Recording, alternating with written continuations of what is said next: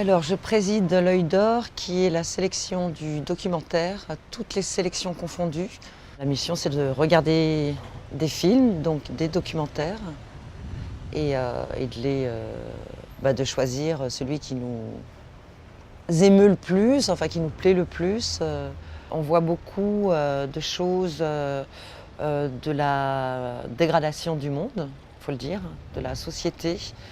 Ça parle beaucoup aussi de guerre, de dictature. Là, je pense notamment au film de Barbet Schroeder.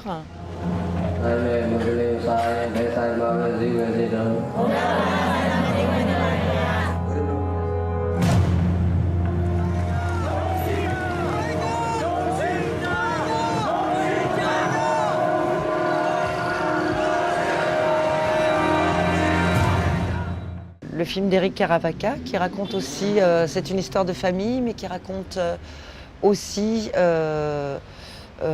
ces guerres, cette guerre en Algérie, la colonisation.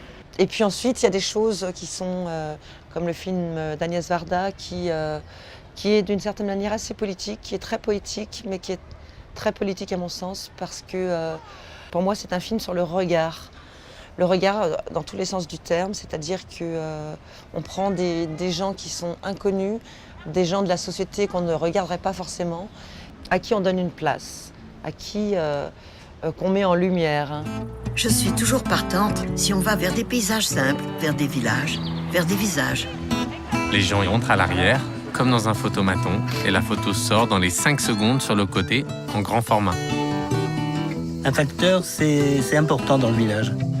J'ai de très beaux souvenirs à Cannes. J'ai eu beaucoup de films qui sont venus là.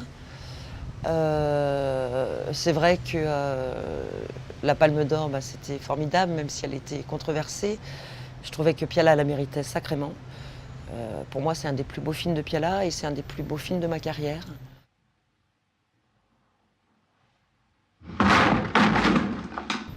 Je suis revenue à Cannes avec Raymond Depardon, parce qu'on n'a pas parlé de Raymond qui est dans la liste aussi des films documentaires. Alors là, c'est autre chose.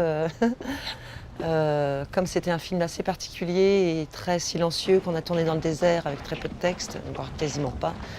Là, j'ai un souvenir assez terrible où les gens sortaient de la salle. Et du coup, on entendait tous les sièges qui claquaient et les gens qui sortaient au fur et à mesure. Alors là, j'avais le ventre complètement retourné.